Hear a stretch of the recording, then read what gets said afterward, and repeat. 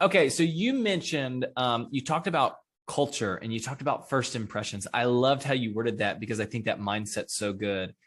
What advice would you give a recruiter who's about to get on the call for the first time with a provider? You know, they're making their phone calls, and before that person answers, and they're like, "Oh wow, they answered." Right. You know, what mindset do you think a recruiter needs to have, keeping in mind the culture and the impression that they're giving off? I think that's so important because so many times you don't know when you're going to get the time. Yeah. You know, you can look at your daily Excel spreadsheet and you can say, okay, I've got this charted out. And here are my candidates here. And here's this specialty. And here's what I'm working. And here's where I'm going today. You could make 15, 20, 25, 30 calls and not reach a person. And you've been going through in your mind and you're going, oh, and you know, you're just not getting anywhere. And then you get to your 35th call and then suddenly you get that individual. But sometimes you're so down and you're not where you once were that I think one of the things that most recruiters need to realize is that it's a pace. You know, energy, enthusiasm, your context of what your voice is saying to the doctor, how you're saying it to the doctor. Mirror and paste is an imagery that I learned a long time ago. If somebody is speaking fast, you better speed up. If they're slowing down and they're not as fast on the phone and they're speaking like this, you better slow down. And it's one of the hardest techniques to teach somebody when you only have seconds and minutes with those people when you're on the phone. Because now there's times when you just hit it off, you know, but the first thing that you have to be ready for is a response.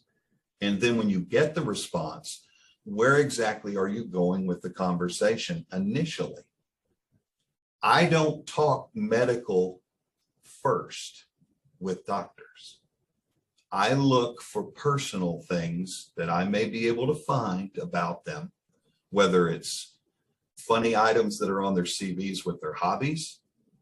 I really focus in on that because there are other things they do outside the medical world. So when I look at CVs or when I'm initially talking with the doctor, I'll give you an example.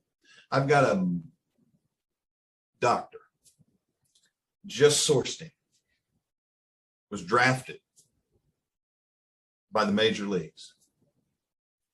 You don't see many of those. No, you don't see a lot of collegiate athletes, or if it's baseball, he's probably a high school athlete. You never know. That go on. Yeah, that's so crazy. Go on. Yeah. Listen to this, JT. You'll love this, and I knew you would.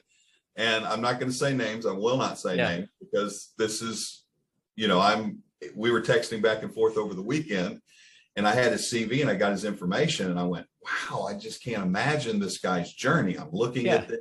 So initially on the first phone call, I said, hey, I'm a scout. I've reviewed your CV. Yes. Bryan Padgett. Yeah. With Freeman Health. Yeah. I just wanted to know if your career is really over in the majors and what happened. That's so funny. Those things, and the doctor, he didn't have to call me back.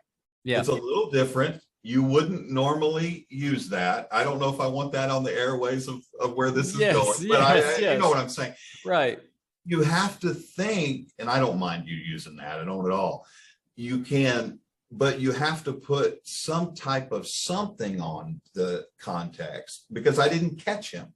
So I was going to leave a message. What is he going to respond to? Probably that's going to cue his mind to think, well, is this real? It's a funny play on words. Yeah. At the end, I say, this is Bryan Padgett from Freeman Health. I'm the physician recruitment coordinator. And yes, this is real, doctor. I would love to speak with you to learn more about where you're headed in your medical career, because I want to be a part of that. And that's kind of the things that you have to be able to just ease into. And it has to be natural for you. Yeah. You know, you've got to be, you know, good in your own skin, know your strengths, know your weaknesses, and just really make it a conversation. and be personable. And you have to get to the caring aspect of what everything really is all about. And it's about them and their journey. And that is the hardest thing to really, as you work with recruiters over the years, because we are looking at all the service lines, the numbers, the different things that we need in those service lines and the doctors that are needed and everything else that's evolving around all that. And all we're thinking of is, oh, we've got to get somebody. We need that fit. We need that fit. We've got to find that. Well, you somewhere in the back of your mind, you just got to leave that out of it. And Yep. you just got to call and text and email and work through the process of your mind of taking it one step at a time and just work through it. And that's the hardest thing to learn as you go and you move forward in your career, because you always want to push it forward.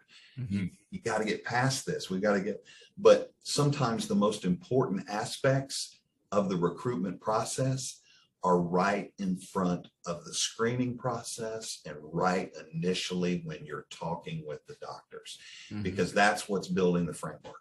That's what'll build the whole thing as you move forward with them.